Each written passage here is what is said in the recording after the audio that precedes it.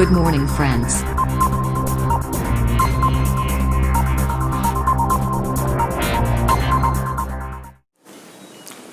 Good morning students, કેમ છો? મજામાં ને?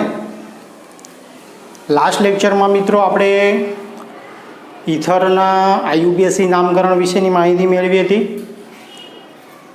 હવે આપણે આલ્કોહોલની જે બનાવટ છે એમાં જુદા જુદા પ્રકારના હાઇડ્રોકાર્બન્સ અને બીજા કાર્બનિક સંયોજનોમાંથી આલ્કોહોલ કેવી રીતે બનાવી શકાય એના વિશેની માહિતી આજે આપણે ભણવાની છે મિત્રો. આજનો ક્વેશ્ચન મિત્રો જે છે એના વિશે થોડુંક આપણી પાસે પૂર્વજ્ઞાન હોવું જરૂરી છે. કયું પૂર્વજ્ઞાન? તો યાદ કરો, ધોરણ 11માં માર્કોવનિકોફ અને પ્રતિ માર્કોવનિકોફનો નિયમ આવતો હતો. હા, આ બે નિયમ જ્યારે આપણે ભણ્યા હતા ત્યારે મેં તમને કીધું હતું કે બહુ જ મોસ્ટ આઈએમપી છે અને એનો ઉપયોગ 12મામાં આવશે. હવે એનો ઉપયોગ આપણે અહીંયા કરવાનો છે, આ થિયરીમાં અને આના પછીની થિયરીમાં. બરાબર. તો માર્કોવનિકોફનો નિયમ જે છે મિત્રો એ કંઈક આ રીતે હતો, જેનું સેન્ટેન્સ બોલવા જઈ રહ્યો છું, શાંતિથી સાંભળજો. અસંમિત આલ્કીનની જ્યારે અસમ પ્રક્રિયક સાથે પ્રક્રિયા કરવામાં આવે ત્યારે પ્રક્રિયકનો વધુ વિદ્યુતઋણ ઘટક તે દ્વિબંધમાંના, એટલે કે જે અસંમિત આલ્કીન છે એનો જે દ્વિબંધ છે એના ઓછા હાઇડ્રોજન ધરાવતા કાર્બન સાથે જોડાય છે અને મુખ્ય નિપજ આપે છે. ફરીથી મિત્રો, અસંમિત આલ્કીનની જ્યારે અસમ પ્રક્રિયક સાથે પ્રક્રિયા થાય ત્યારે એ અસમ પ્રક્રિયકનો વધુ વિદ્યુતઋણ ઘટક એ અસંમિત આલ્કીનના ઓછા હાઇડ્રોજન ધરાવતા કાર્બન સાથે જોડાઈને આપણને નિપજ આપે છે. તો આજની થિયરી મિત્રો એના ઉપર આધારિત છે. આલ્કીન સંયોજનોની એસિડ ઉદ્દીપકની જલીકરણ પ્રક્રિયા દ્વારા આલ્કોહોલની બનાવટ સમજાવો. એટલે કે આલ્કીનમાંથી આલ્કોહોલ જે બને છે તો એમાં જલીયકરણની પ્રક્રિયા થાય છે અને એ જે જલીયકરણની પ્રક્રિયા થઈ આલ્કોહોલ કેટલા તબક્કામાં બને છે એ વસ્તુ આપણે સમજવાનું છે. તો સમજીએ. આલ્કીન સંયોજનો એસિડ ઉદ્દીપકની હાજરીમાં પાણી સાથે, કોની સાથે પ્રક્રિયા કરે છે? પાણી સાથે પ્રક્રિયા કરીને આલ્કોહોલ સંયોજનો બનાવે છે. અસંમિત આલ્કીન સંયોજનોની મિત્રો યોગશીલ પ્રક્રિયા થાય. યોગશીલ પ્રક્રિયા એટલે એટલું યાદ રાખવાનું કે જે પણ ઘટકો હોય એ બધા જોડાઈ જાય અને યોગશીલ નિપજ આપે, એમાંથી કશું ઉત્પન્ન થતું નથી. અને યોગશીલ પ્રક્રિયા હંમેશા કોણ આપે? અસંતૃપ્ત સંયોજનો. એટલું યાદ રાખવું, અસંતૃપ્ત કાર્બનિક સંયોજનો જ યોગશીલ પ્રક્રિયા આપી શકે. એટલે કે દ્વિબંધ અને ત્રિબંધ ધરાવતા જે પણ સંયોજનો હોય તે યોગશીલ પ્રક્રિયા આપે. તો હવે અહીંયા આપણને મિત્રો લખ્યું છે અસંમિત આલ્કીન સંયોજનોની યોગશીલ પ્રક્રિયા કયા નિયમ મુજબ થાય છે? માર્કોવનિકોફના નિયમ મુજબ. યસ. તો અહીંયા આપણને એક પ્રક્રિયા આપેલી છે. આ આલ્કીન છે, સી ડબલ બોન્ડ સી, એની H2O H+ સાથે પ્રક્રિયા થાય છે. આ સમપ્રક્રિયક છે તો આપણને આલ્કોહોલ નિપજ મળે છે. એની પ્રક્રિયા સમીકરણ એક ઉદાહરણ સ્વરૂપે પણ લખેલું છે કે પ્રોપીન હોય. અસંમિત એટલે એટલું યાદ રાખવાનું મિત્રો કે જ્યારે કાર્બન કાર્બન દ્વિબંધ હોય તો એની બંને બાજુ કાર્બનની સંખ્યા જો સરખી હોય CH2 ડબલ બોન્ડ CH2 તો આ સંમિત આલ્કીન કહેવાય. પરંતુ જે ડબલ બોન્ડ હોય અને એની આજુબાજુ કાર્બનની સંખ્યા જુદી જુદી હોય, આ બાજુ એક જ કાર્બન છે, આ બાજુ કેટલા કાર્બન છે? 2 કાર્બન છે, તો એ અસંમિત આલ્કીન કહેવાશે. કેવો આલ્કીન કહેવાશે? અસંમિત. તો અસંમિત આલ્કીન તરીકે અહીંયા પ્રોપીન લીધેલું છે. એ પ્રોપીનની H2O સાથે પ્રક્રિયા થાય છે. કોની હાજરીમાં? H+ ની હાજરીમાં. તો આમાં જે વિદ્યુત ઋણ ઘટક છે H અને OH, H+ અને OH-, તો OH- છે ને એ આ જે આલ્કીન છે એ આલ્કીનમાં દ્વિબંધમાં જે કાર્બન પાસે ઓછા હાઇડ્રોજન હોય ને, ઓછા હાઇડ્રોજન, એ હાઇડ્રોજન સાથે એ OH અહીંયા જોડાય. કયા નિયમ પ્રમાણે? માર્કોવની-કોપના નિયમ પ્રમાણે. ઓકે, તો આપણને નિપજ શું મળે? CH3 CH, આ OH અહીંયા જોડાય, OH અને CH3. ઓકે, તો પ્રોપેન 2 ઓલ આપણને નિપજ મળે છે. હવે મિત્રો આની ક્રિયાવિધિ સમજીએ. તો આ ક્રિયાવિધિમાં મુખ્યત્વે 3 તબક્કા છે. પહેલું તબક્કો 1. તો તબક્કા 1માં આલ્કીન જે અણુ છે એ જલીય એસિડમાંના H3O+માંથી શું સ્વીકારે છે? H+ અને કાર્બોકેટાઇન બનાવે છે. કાર્બોકેટાઇન વિશે બી તમે ધોરણ 11માં એના વિશે અભ્યાસ કર્યો છે. હવે અહીંયા H2Oમાં H+ ઉમેરાશે એટલે આપણને H3O+ મળે છે. તો એ H3O+ ને લખાશે કઈ રીતે? આવી રીતે. હંમેશા H, O અને H આ પાણીનો અણુ હોય અને એની અંદર જ્યારે H+ ઉમેરાય તો H+ છે પોતાના ઇલેક્ટ્રોન એની પાસે છે નહીં, એક પ્રોટોન એને ગુમાવી દીધો છે H+. તો એ જ્યારે આની અંદર એડ થાય ને ત્યારે અહીંયા બંધ માટેના ઇલેક્ટ્રોન ઓક્સિજન આપે, એટલે જ્યારે અહીંયા H એડ થશે ત્યારે એનો જે ધન વીજભાર એ ઓક્સિજનને ટ્રાન્સફર થઈ જાય, એટલે એની ઉપર પ્લસ વીજભાર આ રીતે આપણે લખી શકીએ. તો આલ્કીનની જ્યારે H3O+ સાથે પ્રક્રિયા થાય છે ત્યારે કાર્બોકેટાઇન બનાવે. શું બનાવે છે? કાર્બોકેટાઇન. તો અહીંયા આ પ્રક્રિયામાં જોઈએ કે આલ્કીનની H3O+ સાથે પ્રક્રિયા થાય ત્યારે અહીંથી આ HOH જે છે HOH એમાંથી કોઈ પણ એક બંધ જે છે તૂટે છે. સમજી લો કે આ બંધ તૂટે છે તો એ H+ તરીકે આવે અને અહીંયા જોડાય. જો H અહીંયા જોડાય આ બાજુ આ રીતે, તો એનો જે ધન વીજભાર બાજુના કાર્બન ઉપર ટ્રાન્સફર થાય, એટલું યાદ રાખવાનું. તો અહીંયા જ્યારે આ Hને આપણે અહીંયા જોડીશું તો અહીંયા કાર્બન ઉપર એનો પોઝિટિવ ચાર્જ એટલે કે ધન વીજભાર પ્રસ્થાપિત થશે, તો આપણને કાર્બોકેટાઇન મળશે.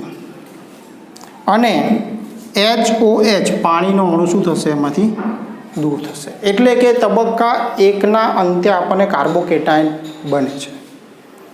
બીજા તબક્કામાં જે કેન્દ્રાનુરાગી પ્રક્રિયક જે H2O જે છે એ કોની સાથે પ્રક્રિયા કરે છે? કાર્બોકેટાઇન સાથે, અને આપણને આલ્કોહોલ આપે છે. શું આપે છે?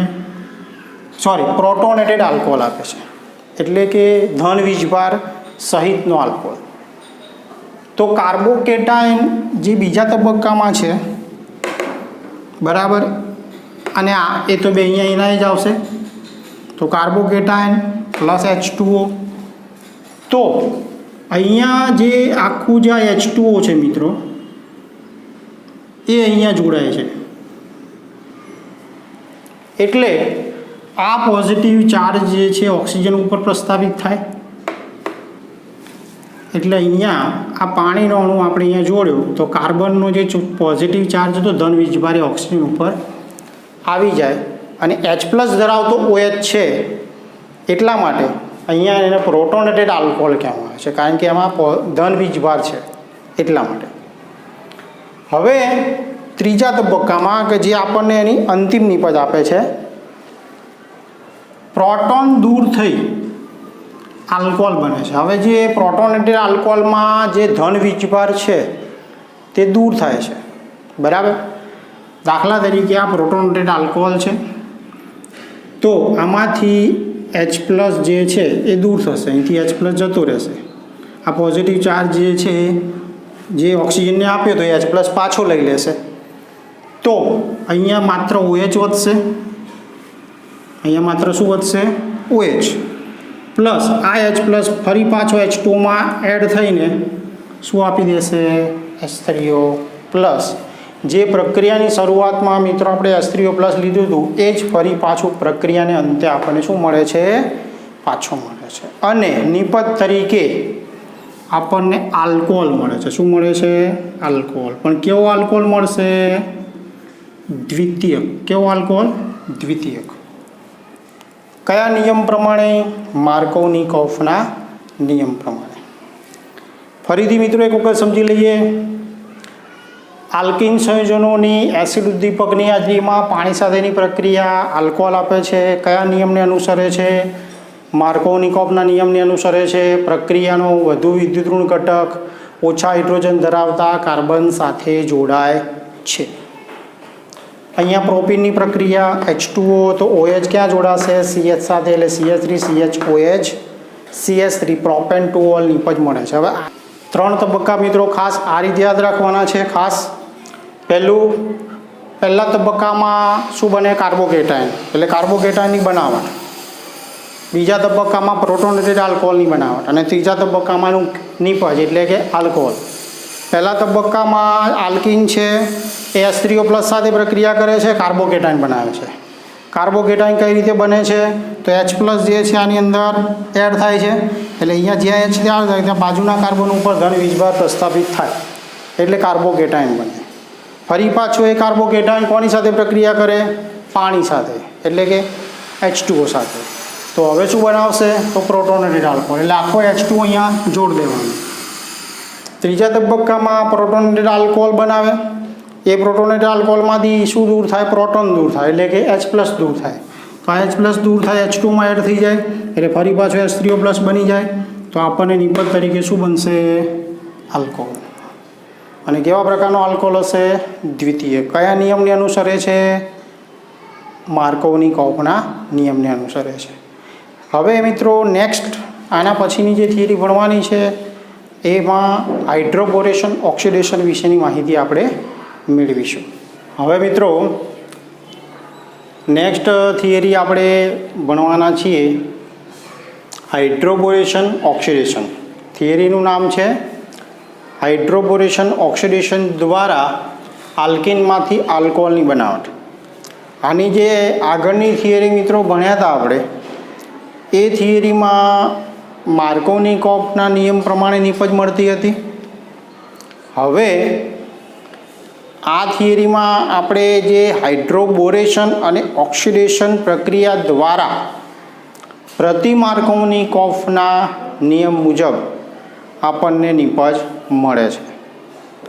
લાસ્ટ લેક્ચરમાં વાત કરી હતી મિત્રો એ પ્રમાણે માર્કોવનિકોફનો નિયમ જે છે એમાં જે મુખ્ય નિપજ મળે છે તે દ્વિતીયક આલ્કોહોલ હોય છે.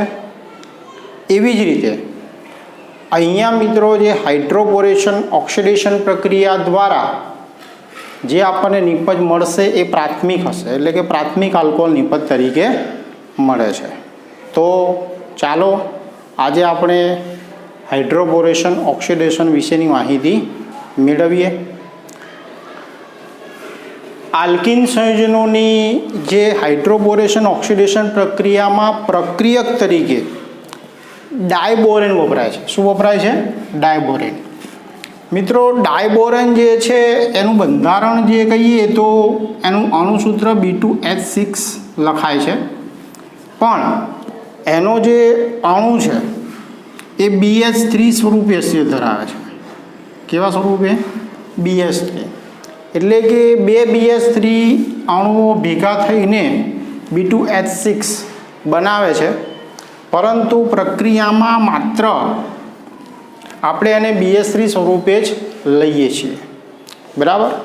એટલે અસ્તિત્વ એનું B2H6 સ્વરૂપે છે અને એને આપણે ડાયબોરેન તરીકે દર્શાવીએ છીએ.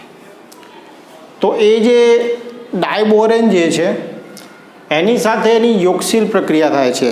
આની આગળની જે પણ પ્રક્રિયા ભણ્યા હતા આપણે મિત્રો, એ પણ યોગશીલ પ્રક્રિયા હતી. અહીંયા પણ હાઇડ્રોબોરેશન જે પ્રક્રિયા થાય છે ડાયબોરેનની હાજરીમાં, એ પણ યોગશીલ પ્રક્રિયા છે. તો યોગશીલ પ્રક્રિયા દ્વારા પહેલાં આપણને નિપજ મળે છે ટ્રાય આલ્કાઇલ બોરેન. કઈ નિપજ મળે છે? Try alkyl. તેનું સમીકરણ જોઈએ મિત્રો પહેલાં. તો અહીંયા આપણને આલ્કિન સંયોજન તરીકે પ્રોપીન આપેલું છે, CH3CH double bond CH2, CH3CH double bond CH2 propene. એની ડાયબોરેન સાથે પ્રક્રિયા થાય તો અહીંયા જે મિત્રો પ્રતિ માર્કોની કોપમાં જે નિયમ હતો એ માર્કોની કોપ કરતાં કેવો હતો? વિરુદ્ધ. પહેલામાં જે વધુ વિદ્યુત ઋણ ઘટક હતો એ ઓછા હાઇડ્રોજન ધરાવતા કાર્બન સાથે જોડાતો હતો, તો આમાં વધારે હાઇડ્રોજન ધરાવતા કાર્બન સાથે જોડાય છે. તો અહીંયા જે BH3 છે મિત્રો, એના આ રીતે બે ભાગ પડે, BH2 અને H.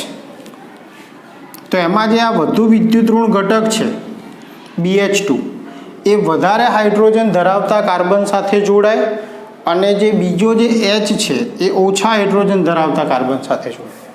તો આ જે BH3 માંથી BH2 જે છે એ અહીંયા જોડાશે CH2માં. એટલે CH2 સાથે શું જોડાઈ ગયું? BH2. ઓકે. હવે જે બાકીનો જે હાઇડ્રોજન છે એ અહીંયા CH સાથે જોડાશે, એટલે CHH. આને આપણે કમ્બાઈન મિત્રો, આ તો સમજાવવા માટે આ રીતે લખ્યું છે, કમ્બાઈન તમે CH2 લખી શકો ડાયરેક્ટ જ. બરાબર? એટલે અહીંયા બે ભાગ પડે છે, BH2 અને H. તો આ જે ઘટક છે વધુ વિદ્યુત ઋણ ઘટક, એ જે છે એ વધારે હાઇડ્રોજન ધરાવતા કાર્બન સાથે જોડાય, એટલે CH2 BH2. અને જે બાકીનો જે હાઇડ્રોજન છે બરાબર, એ અહીંયા CH સાથે જોડાશે અને આપણને એની યોગશીલ નિપજ આપે છે. કઈ નિપજ આપે છે? યોગશીલ. હવે મિત્રો આવી રીતે પ્રોપીનના 3 મોલ અણુ એની સાથે પ્રક્રિયા કરે છે. કેટલા? 3 તબક્કાવાર. એક તબક્કામાં પહેલાં આપણને આ રીતે એક નિપજ મળે, પછી ફરી પાછું બીજો એક પ્રોપીન અણુ પ્રક્રિયા કરે. દાખલા તરીકે એના પછીની પ્રક્રિયા સમજીએ તો ફરી પાછું જે આ સંયોજન હતું એની ફરી પાછું બીજા, આ 1 મોલ પ્રોપીન હતો, હવે બીજો પ્રોપીન ઉમેરાયો અહીંયા. તો અહીંયા બીજા પ્રોપીન સાથે એની પ્રક્રિયા થઈ. તો હવે ફરી પાછો એવી જ રીતે અહીંયા જે ઘટક હતો, દાખલા તરીકે CH3, પછી આને આપણે CH2 લખીએ, પછી આ CH2, અહીંયા BH2. હવે આની સાથે ફરીથી પ્રોપીન પ્રક્રિયા કરે છે, તો CH3 CH double bond CH2 આની અંદર એડ થાય. તો એમાં પણ એવી જ રીતે અહીંયા જે BH2ના પાછા બે ભાગ પડે આ રીતે, BH અને H. બરાબર? તો BH અને એના H ભાગ પડે એટલે BH જે છે એ કોની સાથે જોડાશે? CH2 સાથે. બરાબર? એટલે અહીંથી હાઇડ્રોજન જતો રહેશે ને એ હાઇડ્રોજન ક્યાં એડ થશે? આમાં એડ થશે. એટલે હવે આપણને નિપજ શું મળે? ધ્યાન રાખજો મિત્રો, ફરીથી લખું છું, CH3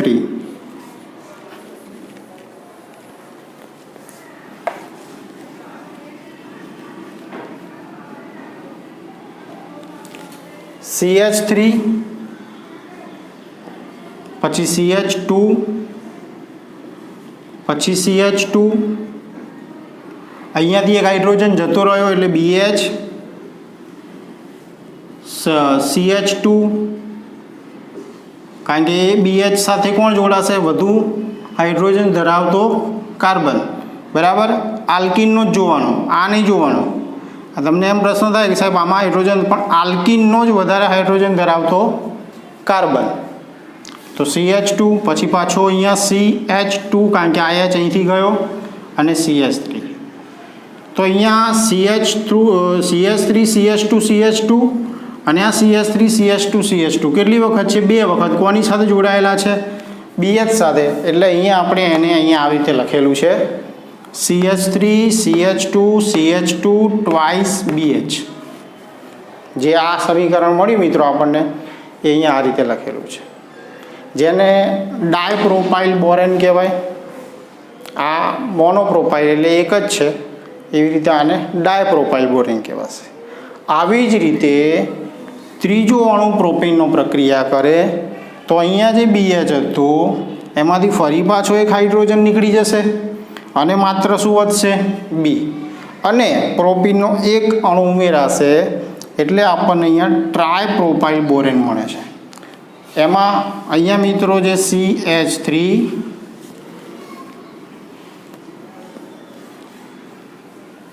પછી CH2,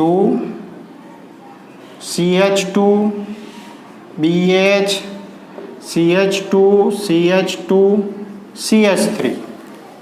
હવે ફરી પાછો એક પ્રોપીનનો અણુ ઉમેરાશે એટલે આ H જતો રહે અને એની સાથે એક CH2 CH2 CH3 અંદર એડ થઈ જાય પ્રોપીનનો, એટલે 3 વખત પ્રોપાઇલ થયા. એટલા માટે એને અહીંયા CH3 CH2 CH2 thrice B tripropyl borane alkyl, એટલે અહીંયા આપણે પ્રોપીન લીધું છે એટલે પ્રોપાઇલ કહેવાય. જો અહીંયા બ્યુટીન અથવા તો બીજું કોઈ 4 કાર્બન લીધું હોય તો બ્યુટાઇલ લખાત, પરંતુ કોમન તમે શું લખી શકો? એને આલ્કાઇલ બોરેન કહેવાય. શું લખી શકાય? આલ્કાઇલ બોરેન, બરાબર. એટલે અહીંયા આપણને નિપજ તરીકે ટ્રાયપ્રોપાઇલ બોરેન મળે છે. આ મિત્રો થયું એક પ્રક્રિયા પૂરી થઈ, જેને હાઇડ્રોબોરેશન કહેવાય. શું કહેવાય?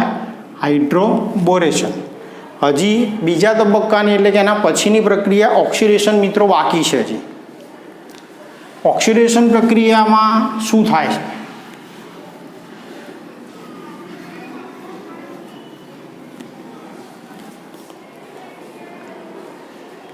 તો ઓક્સિડેશન પ્રક્રિયામાં જ્યારે જલીય સોડિયમ હાઇડ્રોક્સાઇડની હાજરીમાં, અહીંયા જે મિત્રો OH- લખ્યો છે એ આપણે અહીંયા NaOH સમજવાનું છે, એટલે કે જલીય સોડિયમ હાઇડ્રોક્સાઇડ NaOH ની હાજરીમાં H2O2 હાઇડ્રોજન પેરોક્સાઇડ દ્વારા તે શેમાં રૂપાંતર પામે છે? આલ્કોહોલમાં ઓક્સિડેશન પામે છે. શેમાં પામે છે? આલ્કોહોલમાં. કઈ રીતે? તો અહીંયા જે મિત્રો 3 પ્રોપાઇલના અણુ જે હતા એની સાથે અહીંયા 3 મોલ NaOHની પ્રક્રિયા થાય છે. એ વસ્તુ ધ્યાનમાં રાખજો. અહીંયા ભલે આપણે બુકમાં એક જ મોલ આપેલું છે, પણ હકીકતમાં અહીંયા આપણને 3 મોલ NaOHની પ્રક્રિયા થાય છે. અને 3 મોલ NaOHમાં રહેલા 3 OH- એ આની સાથે જોડાય છે. CH3 CH2 CH2OH, CH3 CH2 CH2OH. કારણ કે 3 આલ્કાઇલ છે એટલે એને 3 OH જોડવા માટે કેટલા OHની જરૂર પડશે? અહીંયા 3 NaOHની જરૂર પડશે. માટે અહીંયા આપણને 3 મોલ NaOHની જરૂર પડે છે. એટલે 3 મોલ અહીંયા ખરેખર ચોપડીમાં આપણને એક જ મોલ આપેલું છે, પણ અહીંયા કેટલા મોલ મળે છે? 3 મોલ, બરાબર. પણ આપણે મિત્રો બોર્ડની જે NCERTની જે બુક છે એ લેવલે આપણે વિચારવાનું, તો એમાં માત્ર એક જ મોલ પ્રમાણે આ પ્રક્રિયા આપણને આપેલી છે. ઓકે, એટલે આપણે 1 મોલ લખીશું તો પણ ચાલશે.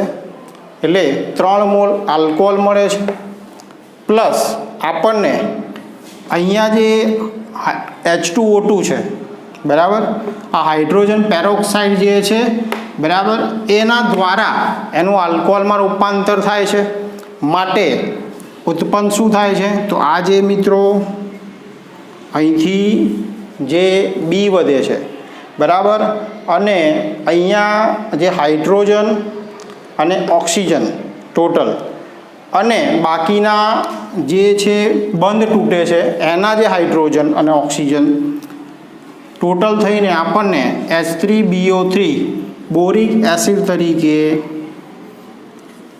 મળે છે, બરાબર.